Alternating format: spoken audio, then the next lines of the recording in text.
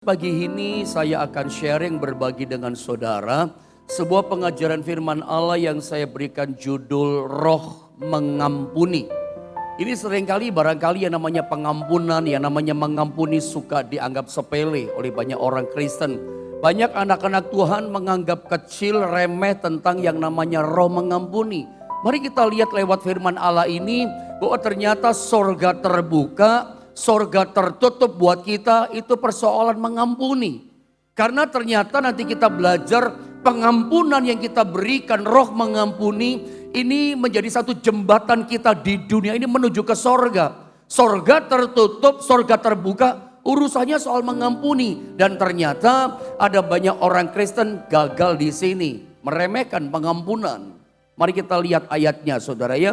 Markus pasal 11. Kita baca di ayat 25 dan ayat yang ke-26. Saya akan baca ayat yang ke-25 saudara ya. Lalu 26-nya sama-sama kita membacanya. 25 saya baca begini kata firman Allah. Markus 11 ayat 25. Dan jika kamu berdiri untuk berdoa, ampunilah dahulu sekiranya ada barang sesuatu dalam hatimu terhadap seseorang, supaya juga Bapamu yang di sorga mengampuni kesalahan-kesalahanmu. Mari baca di ayat yang ke-26 sama-sama saudara, 2 dan 3. Tetapi jika kamu tidak mengampuni, maka Bapamu yang di sorga juga tidak akan mengampuni kesalahan-kesalahanmu. Saudara, sebelum saya jelaskan ayat-ayat ini, Markus 11 ayat 25 sampai 26. Saya mau coba kasih statement sama saudara ini dulu. Saudara lihat gambar di screen saudara. Perbuatan salah kita atau dosa kita dan perbuatan salah orang lain itu bisa menyebabkan dua hal. Yang pertama akan mendatangkan kepahitan hidup buat orang lain. Yang kedua mendatangkan rasa bersalah dalam kehidupan kita. Saya ulang sekali lagi. Jadi ketika kita ini bikin salah sama seseorang, kita bikin dosa, melukai hati seseorang, perbuatan kita menyalahi seseorang. Yang pertama, itu akan menimbulkan, mendatangkan kepahitan hidup, bisa kedendaman, ya, bisa rasa marah di hati orang sama kita. Setiap kali kita bikin salah sama orang, selalu ini timbul yang namanya apa? Kepahitan dalam hidup seseorang. Tapi kebalikannya, ketika kita saudara ya melakukan hal yang salah kepada orang, dampaknya kepada kita apa? Timbul rasa bersalah. Jadi dua-duanya enak kalau kita bikin salah sama orang, orang kepahitan hatinya sama kita, tapi kitanya bikin salah meninggalkan gini, rasa berdosa, dikejar-kejar rasa bersalah, dua-duanya pahit gak enak buat kita. Apalagi kalau kita ngomong salah, kalau saya mengamati dalam perjalanan, sebutlah pengalaman saya dalam melayani Tuhan, saya tidak berkata bahwa saya senior, saya masih junior saudara ya. Tetapi tentu dalam perjalanan hampir 25 tahun saya melayani Tuhan, Oktober nanti sebutlah 25 tahun saya melayani Tuhan. Ya, 22 tahun saya menjadi gembala, 3 tahun saya full timer merintis pelayanan, jadi hampir 25 tahun. Ya cukuplah lumayan pelayanan. Walaupun maaf yang di channel ini tentu ada banyak hamba-hamba Tuhan yang jauh senior di atas saya melayani Tuhan. Tentu saya mesti hormat dengan yang namanya kesenioritasan. Maafkan saya kalau saya katakan ya menurut pengalaman seperti itulah gitu ya. Kalau saya amati biasanya yang namanya kalau seseorang bikin salah sama orang lain, itu mendatangkan rasa pahit dalam diri orang itu. Apalagi dalam tanda kutip kalau yang bikin salah itu adalah seorang pendeta. Biasanya kalau misalnya saya bikin salah sama saudara sebagai jemaat, waduh kepahitan saudara. Hati saudara akan sakit. Kenapa? Ini pendeta yang bikin sakit. Sakit hati yang bikin salah, yang buat salah. Karena seringkali orang menilai, orang memandang pendeta itu kayak sempurna gitu. Pendeta itu kayak malaikat gitu. Seolah-olah gak boleh bikin salah gitu. Kalau pengerja misalnya bikin salah, suka ada istilah gini, ya 50% lah diampuni. Tapi kalau jemaat misalnya bikin salah, ya setahu saya mudah diampuni. Persoalannya ini cara pandang. Seringkali orang memandang, oh pendeta itu kayak malaikat, gak boleh punya salah. Ya memang itu yang terjadi, saya ulang. Dalam perjalanan pengalaman saya melayani, realitanya seperti itu loh yang terjadi. Seolah-olah begini, pendeta itu gak boleh bikin salah. Kadang jemaat itu rasa kecewa sama pendeta. Kadang jemaat punya rasa gimana gitu sama pendeta. Hanya urusannya misalnya pendeta datang terlambat ke gereja. Gembalanya ini misalnya telat datang ke gereja. Atau pendetanya, gembalanya telat datang di acara doa di gereja. Jemaat gak mau pikir, gak mau tahu alasan pendeta datang ke gereja telat itu karena apa. Gak mau tahu, gak mau ambil pusing jemaat. Karena jemaat berpikir pokoknya pendeta gak boleh bikin salah. Hanya urusan terlambat saja loh saudara. Bisa seperti itu. Kalau pekerja yang terlambat ke gereja, orang berkata begini, ya Pak Pendeta dia kan masih pekerja, kan masih belajar. Tapi saya mau tanya sama saudara, kalau seandainya jemaat yang terlambat ke gereja, Anda berkata apa? Biasalah pendeta, seringkali jemaat terlambat datang ke gereja dianggap biasa. Tapi coba pendeta saudara ya, itu seringkali terjadi. Makanya saya ulang, ya ketika seorang bikin salah, apalagi kalau bikin salahnya pendeta ya, nggak berkepanjangan, nggak bisa cepat diselesaikan masalah kesalahan itu. Aduh, biasanya pendeta nggak bisa tidur, itu kan pengalaman kan? Saya kan pendeta gembala menghadapi sekian ratus jemaat. Kadang gak bisa tidur, hati gak bisa tenang. Ada masalah yang gak selesai berkepanjangan. Itu bisa bikin pendeta kurus otomatis. Susah tidur, gak tenang. Cuman saya kasih tahu sama saudara.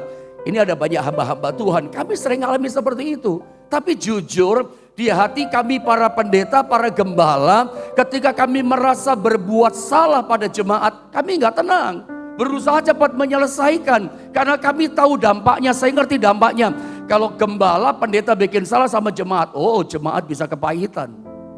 Bahkan ada orang berkata gini, gak ada ampun bagimu pendeta. Gitu saudara ya. Seolah-olah. Kenapa? Karena jemaat memandang gini, pendeta itu kayak sempurna. Saudara, pendeta itu juga manusia loh ya. Pendeta juga bisa berbuat salah. Mari kita belajar pagi ini tentang yang namanya pengampunan. Tuhan dalam ayat ini Markus 11 ayat 25 dan 26. Tuhan sodorkan kepada kita sebuah pemulihan. Tuhan tidak ingin saudara dan saya jalani kehidupan ya dengan kepahitan di hati. Menyimpan kedendaman, menyimpan marah, menyimpan salahnya orang lain di hati kita. Atau kita yang berbuat salah, lalu kita ini apa? Merasa bersalah, merasa berdosa. Sehingga kita gak tenang. Orang bisa sakit jasmaninya, misalnya orang sakit mah gitu ya. Ada orang nyakiti hatinya, ada orang fitnah dia, ada orang memperlakukan dia tindas hidupnya. Oh dia sakit hati dong. Atau yang buat salah pengen minta maaf, tapi berkepanjangan masalah. Dia dikejar rasa bersalah. Urusan rasa bersalah, urusan merasa berdosa karena perbuatan sama orang. Atau kita yang terluka hatinya karena perbuatan orang. Dua-duanya gak enak. Dua-duanya ini kalau terus-terusan tersimpan kepahitan dan rasa bersalah di hati kita. Itu bisa bikin kurus, itu bisa bikin sakit badan. Orang sakit mah bisa kambuh mahnya. Bahkan orang bisa blooding, muntah darah kalau gak selesai-selesai. Medis membuktikan ada banyak penyakit-penyakit jasmani secara fisik itu muncul karena urusan rasa bersalah. Orang hidupnya jadi gak tenang. Apalagi tadi kita baca kalau kita tidak mengampuni orang yang bersalah kepada kita. Alkitab katakan Bapa di sorga juga tidak mengampuni kesalahan kita. Sorga tertutup buat kita. Ini lebih serius. Anda jangan menganggap sepi, menganggap kecil, menganggap remeh soal yang namanya roh mengampuni. Sebab ternyata ada banyak orang Kristen tidak punya roh mengampuni. Gagalnya di sini, jatuhnya di sini orang Kristen. Makanya pagi ini lewat firman Allah, Tuhan sodorkan sama kita bagaimana kehidupan kita, keluarga kita mengalami yang namanya pemulihan. Dengan cara yang namanya adalah mengampuni. Nah di ayat ini saudara ya, banyak kali yang namanya pengampunan kita kecilkan, kita remehkan. Ada apa-apa, itu kan urusan saya. Tunggu dulu saudara. Saya sebut di statement berikutnya, Anda lihat gambar di screen saudara. Pengampunan itu penting. Saya menyebutnya begini berdasarkan ayat-ayat yang barusan kita baca. Pengampunan itu adalah jembatan dari dunia ini menuju ke sorga. Saya ulang saudara ya. Betapa pentingnya pengampunan yang Tuhan ajarkan kepada kita. Karena ternyata pengampunan itu bagaikan jembatan dari dunia ini menuju ke sorga. Coba kita lihat sekali lagi ini ayat saudara, saya baca ya di screen saudara, mungkin terlalu kecil, saya baca ya, perhatikan. Dan jika kamu berdiri untuk berdoa, dikatakan apa? Ampunilah dahulu sekiranya ada barang sesuatu yang dalam hatimu terhadap seseorang, supaya juga Bapamu yang di sorga mengampuni kesalahan-kesalahanmu. Lalu di ayat yang ke-26 dikatakan begini saudara ya, tetapi jika kamu tidak mengampuni, ini serius, maka dikatakan apa? Bapakmu yang di sorga juga tidak akan mengampuni kesalahan-kesalahanmu. Sorga nak mengampuni kita, Bapak di sorga nak mengampuni kita. Kalau kita jadi orang Kristen gak bisa punya roh mengampuni, memaafkan orang yang bersalah kepada kita. Sorga pun gak memaafkan kita. Tergantung irama hidup kita. Bahkan ada yang penting. Kenapa sih saya katakan pengampunan kita kepada orang lain, roh mengampuni ini, itu jembatan buat kita dari dunia menuju ke sorga. Saya suka bilang begini, kalau Anda jadi orang Kristen punya namanya roh mengampuni, punya roh pengampunan, ibaratnya kita membawa sorga dalam diri kita sepanjang jalan kita menuju sorga. Ada sorga di hati kita, ada sukacita di hati kita, bahkan sorga terbuka buat kita. Saya percaya kalau sorga terbuka buat kita, ketika ada berdoa, doamu pasti dikabulkan, dijawab oleh Tuhan. Urusannya soal mengampuni. Makanya di ayat yang ke-25 jelas dikatakan pengampunan itu lebih tinggi daripada doa. Itu kan dikatakan ayat ini. Saya ulang saudara ya. Pengampunan itu lebih tinggi daripada doa. Selama ini mungkin saudara ya, kita berpikir doa itu yang nomor satu. Memang saya tidak berkata bahwa doa itu tidak luar biasa. Selalu saya ajarkan doa orang benar itu besar kuasanya. Doa orang benar itu luar biasa kuasanya. Doa kita bisa membinakan gunung-gunung persoalan. Memang doa kalau dinaikkan dengan yakin dan percaya, hasilnya sangat dahsyat. Sehingga banyak kita berpikir bahwa doa itu segalanya. Doa itu yang nomor satu. Ternyata bukan doa yang nomor satu. Pengampunan itu ternyata lebih tinggi daripada doa kuasanya. Anda jangan berpikir pengampunan gak punya kuasa. Justru pagi ini saya coba sodorkan sama saudara. Yang namanya pengampunan itu kuasanya jauh lebih besar daripada doa kita. Anda berdoa tapi gak punya roh mengampuni. Doamu tertutup. Sorga tertutup. Sorga gak menjawab doa saudara. Sebab ada contoh di Alkitab. Seorang ibu yang bernama Hana. Dia punya madu wanita yang lain, namanya adalah Penina. Karena Elkana punya dua istri. Pertama menikah sama Hana, bertahun-tahun, berpuluh-puluh tahun menikah gak punya anak. Lalu karena masa lalu di agama Yahudi rupanya boleh dengan alasan mandul. Maka mengambil wanita yang kedua, namanya adalah Penina. Ketika Penina menikah dengan namanya Elkana, mengandung punya anak. Begitu Penina punya anak, dia sombong. Dia mulai menindas ibu Hana. Dia mulai menghina-hina ibu Hana. Ibu Hana sedih. Alkitab katakan, padahal di Alkitab diceritakan ibu Hana setiap tahun datang ke rumah Tuhan, beribadah, berdoa kepada Allah untuk minta dibuka kandungannya. Tapi tetap tidak mengalami mujizat dibuka kandungannya. Sampai Alkitab ceritakan satu kali ibu Hana ketika berdoa di rumah Allah, itu Imam Eli pendeta di situ katakan, kamu lagi mabuk ya.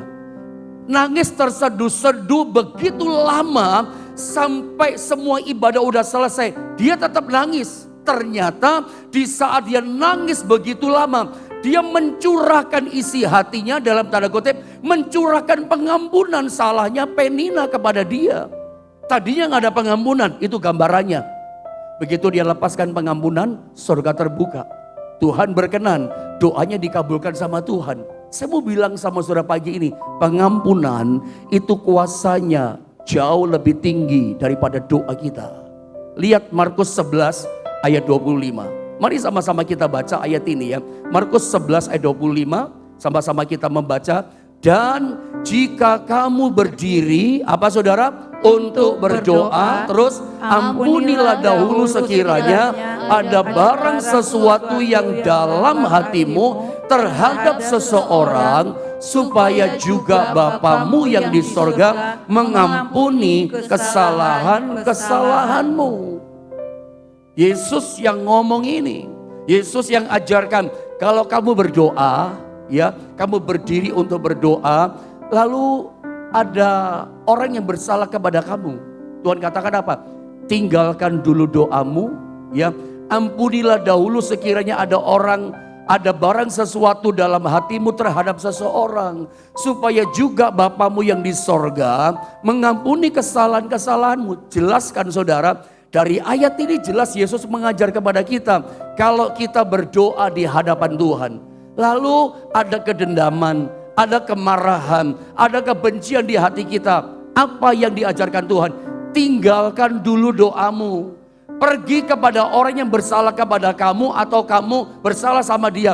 Bereskan dulu, berdamai dulu, minta ampun dulu, ampuni dulu orang itu. Baru kamu kembali datang berdoa kepadaku. Sebab kalau kamu udah mengampuni, dikatakan apa? Sorga juga udah ngampuni kesalahan kamu, kata Alkitab. Mari saya akan tunjukkan pada saudara lewat ayat ini, betapa indahnya dan berkuasanya yang namanya pengampunan. Saya coba saudara bawa saudara dalam step yang lebih tinggi, bahwa indah loh pengampunan dari Tuhan. Tadi dikatakan ayat 26, saya baca ulang sekali lagi sambil Anda perhatikan gambar di screen saudara. Saya coba terangkan satu persatu tentang stepnya luar biasa. Indahnya pengampunan. Kita mulai dari pengampunan Tuhan kepada kita. Sebab memang Tuhan yang kasih contoh teladan soal mengampuni.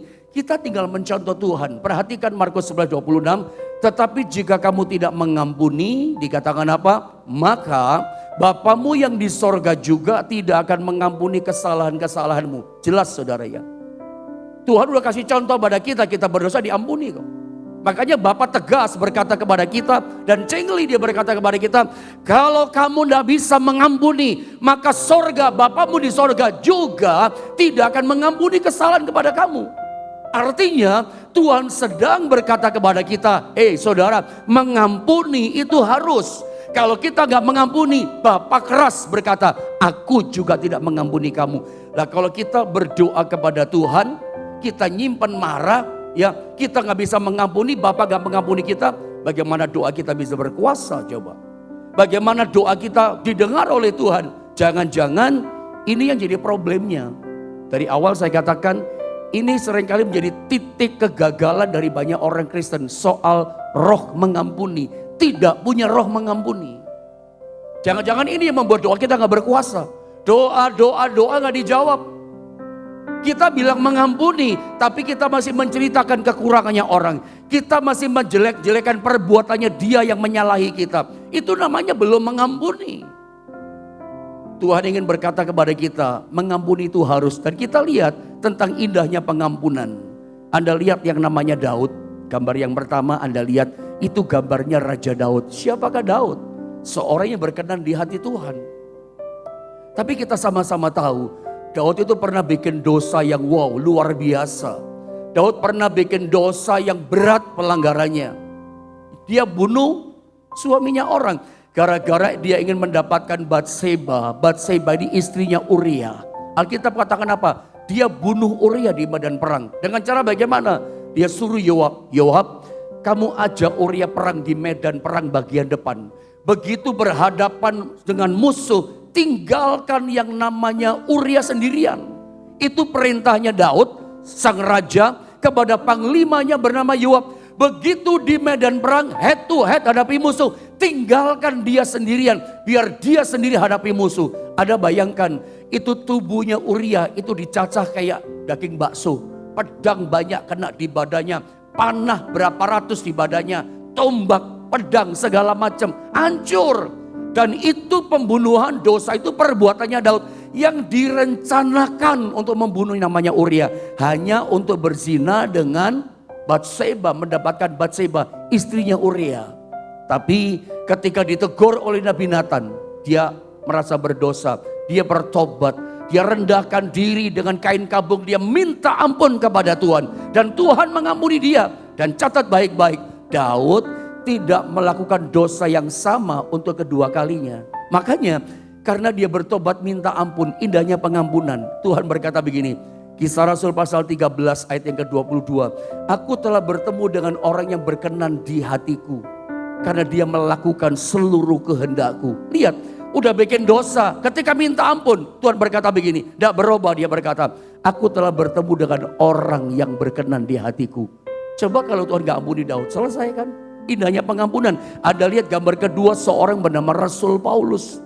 Kita sama-sama tahu backgroundnya Paulus. Seorang penganiaya jemaat, orang yang benci dengan orang Kristen ini. Ini teroris kejam, bunuh orang. Bahkan bisa jadi Alkitab bersaksi kepada kita, Stefanus yang mati itu bisa jadi salah satu batu itu adalah dari tangan Paulus, lempar sama Stefanus sampai mati. Pembunuh, orang yang jahat, yang kejam, anti Yesus, anti pengikut Yesus. Tapi satu kali Tuhan tangkap dia. Dia minta ampun sama Tuhan. Tuhan ampuni. Orang yang berdosa, orang yang kejam, orang yang masa lalunya gelap dan jahat, penganiaya orang Kristen, itu sebutannya. Tapi ketika dia minta ampun kepada Tuhan, hei, Tuhan ampuni Paulus. Tuhan jadikan indah Paulus, dipakai Tuhan dengan luar biasa. Padahal masa lalunya bejat dan rusak. Indahnya pengampunan. Bahkan Tuhan pilih, Tuhan pakai Paulus menjadi rasulnya Yesus Kristus. Rasul yang luar biasa. Setengah dari perjanjian baru 75% lah. Yang nulis adalah Paulus. Paulus yang mengajarkan tentang hidup nikah. Iya kan? Paulus yang mengajarkan kepada kita itu lebih daripada pemenang. Bahkan Paulus yang mengajarkan kepada kita anak mesti hormat pada orang tua. Paulus juga yang mengajar kepada kita tentang kuasa salib Kristus. Yang bagi dunia adalah kebodohan, bagi dunia batu sandungan. Tapi Paulus berkata salib itu kekuatan Allah. Paulus yang berkata salib itu bicara pengampunan. Memangnya salib itu simbol apa? Simbol pengampunan kan. Dari itu Paulus yang ngomong. Karena dia mengalami yang namanya indahnya pengampunan. Jadi kalau hari ini Anda punya salah, Anda punya dosa. Saya pernah bikin salah Pak, minta ampun sama Tuhan. Indah loh diampuni sama Tuhan. Belajar dari Tuhan. Anda lihat siapa Paulus. Anda lihat bejatnya, rusaknya Daud. Dia bisa bunuh suaminya orang untuk dapatkan istrinya. Mungkin moralitas kita jauh lebih baik dibandingkan Daud. Tetapi orang yang bejat, rusak begini, minta ampun kepada Tuhan. Wow, Tuhan dengan indahnya mengampuni. Belajar dari keteladanan Tuhan. Makanya Tuhan dengan keras tegas berkata, kamu harus mengampuni. Kalau kamu gak bisa punya roh pengampunan, aku juga tidak mengampuni kamu. Tegas. Tidak ada koma, tidak ada, pokoknya titik, harus mengampuni. Kita lihat gambar perempuan yang ketiga tertangkap basah pagi-pagi berzina. Alkitab katakan ketika tertangkap berzina, ahli Taurat orang Farisi bawa dia ke hadapan Yesus. Singkat saya potong. Orang-orang berkata begini, ahli Taurat orang Farisi. Biasanya orang melanggar gini rajam sama batu. Dihukum sampai mati. Lalu Yesus berkata begini kepada mereka. Kalau ada di antara kalian yang tidak pernah bikin dosa. Nih batu yang pertama yang lempar sama dia. Semuanya pergi. Ya. Lalu Yesus berkata kepada wanita ini. Mereka semua tidak menghukum kamu. Aku juga tidak menghukum kamu. Tapi ada peringatan. Jangan berbuat dosa lagi. Seorang pezina. Seorang pezina. Mungkin Anda pernah mengalami dosa seperti ini. Tetapi ketika dia datang minta ampun kepada Tuhan. Tuhan ampuni dia. Di sini kita melihat indahnya pengampunan daripada Tuhan. Ini keteladanan yang lebih dulu diberikan oleh Tuhan. Saya sekarang ajak saudara lebih tinggi lagi tentang indahnya mengasihi, kasihnya Tuhan. Kalau tidak ada kasih, bagaimana bisa mengampuni? Seperti pujian tadi, mengasihi dulu baru bisa melayani. Mengasihi dulu baru bisa mengampuni. Kalau nggak ada kasih di hati kita, nggak mungkin kita bisa mengampuni. Tetap aja kita ceritakan kekurangan orang, ceritakan kesalahan orang, ceritakan kejelekan orang. Bagaimana mulut kita berkata, saya udah ampuni dia kok Pak. Tapi terus kita jelekan dia, terus kita serang dia. Itu namanya belum mengampuni. Sebab untuk kita bisa punya roh pengampunan, butuh yang namanya kasih Tuhan, butuh namanya mengasihi. Ada lihat gambar tentang anak terhilang. Lukas 15 ayat 20 sampai 23. Kita sama-sama tahu kisah tentang anak terhilang. Anak ini kebangetan. Bapaknya masih hidup, dia minta warisan. Berikan bagian warisan hakku. Ngomong begitu sama bapaknya. Itu sama dengan dia mendoakan gini, biar bapakku cepat mati. Biar bapakku cepat dikubur. Anak durhaka ini sama orang tua. Iya kan? Sepakat dengan saya kan saudara? Ini anak durhaka. Bapak masih hidup minta warisan.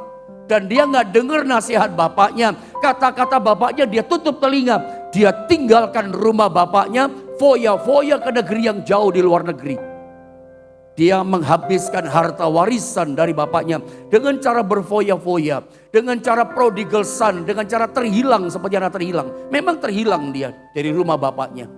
Dan singkat kata, dia terdampar di kandang babi. Dia menderita sengsara karena dosanya. Dosa itu saya katakan kemarin cuman manis di awal. Senang di awal, indah di awal. Tapi konsekuensi dosa itu adalah hukuman dan murka Allah. Dia ngalami itu. Dia bayar dosa kepada bapaknya. Sampai dia makan gak bisa. Jadi ini pelajaran keras sebetulnya. Kalau dosa dibiarkan. Itu sampai-sampai begini loh. Rezekinya ditutup. Berulang-ulang saya katakan, urusan berkat, urusan rezeki, urusan kehidupan, itu dari Tuhan, dari sorga. Kalau ditutup dari sorga, ya kita gak bisa apa-apa. Terbukti ada terhilang, ini anaknya orang kaya. Gambarannya adalah ini lopan yang besar saudara ya. Tapi Anda lihat, mau makan pun gak bisa. Sampai dia sadar, bapakku ini di rumahnya orang kaya. Hamba-hamba saja, pembantu semua, tidak ada yang kekurangan kayak aku. Mereka berkelimpahan, terpelihara dengan baik. Ketika susah sadar, baru sadar dia ketika menderita. Ketika sengsara gak bisa makan, baru sadar aku butuh bapak. Biasalah begitu. Orang baru menderita dulu, baru sadar dosa kesalahannya. Tapi untung sadar daripada tidak. Akhirnya saya baca ayatnya ayat 20 sampai 23 dengan cepat. Saya baca ya. Maka bangkitlah ia dan pergi kepada bapaknya. Ya, ketika ia masih jauh, ayahnya telah melihatnya. Lalu tergeraklah hatinya oleh belas kasihan. Ayahnya itu berlari mendapatkan dia, lalu merangkul dia dan mencium dia. Terus kata anak itu kepadanya, "Bapak, aku telah berdosa terhadap sorga dan terhadap Bapak. Aku tidak layak lagi disebut anak Bapak. Jadikan aku pembantumu saja, kacungmu saja, jadi hamba saja. Kerja yang penting bisa makan." Tetapi ayahnya itu berkata kepada hamba-hambanya, nggak jawab perkataan anaknya. Tapi dia ngomong sama hamba-hambanya, "Lekaslah bawa kemari jubah yang terbaik. Pakaikanlah itu kepadanya dan kenakanlah cincin pada jarinya dan sepatu pada kakinya. Dan ambillah anak lembu tambun itu, sembelilah dia dan marilah kita makan dan bersuka cita." Ini anak terhilang ketika datang minta ampun sama bapaknya. Bapaknya berkata, "Kasih cincin, kasih kasut, kasih jubah." Untuk apa jubah? Yang menutupi ketelanjangannya. Udah hampir baju compang-camping, udah bolong-bolong bajunya. Dosa itu menutupi ketelanjangan. Atau dosa itu menutupi segala, kasih itu pengampunan menutupi segala dosa yang ada. Ya, betapa tingginya pengampunan. Pengampunan menutupi ketelanjangan. Kasih bapaknya, pengampunan bapaknya menutupi dosa anaknya. Seperti kisah Adam. Kita tahu Adam itu telah berbuat dosa kan, melanggar perintah Tuhan. Dan tentu pelanggaran dosa itu membuat Tuhan marah. Kita belajar dari kisah ini, yang namanya kasih, yang namanya pengampunan, itu bukan berarti pelanggaran dibiarkan. Enggak. Pelanggaran dosa mendatangkan hukuman. Tuhan usir Adam. Tetapi kasih Bapa, pengampunan Bapa menutupi ketelanjangan. Tuhan potong binatang seekor domba. Kulitnya dikasih ditutupi di dekat telanjangan. Itulah pengampunan, itulah kasih Bapa. Saya ingin karena waktu saya bacakan satu ayat yang terakhir buat setiap kita. Saya loncat saja, tolong dibaca 1 Petrus, sediakan pasal 3 ayat 8 sampai 12 saudara ya. Saya baca ayat ini ya.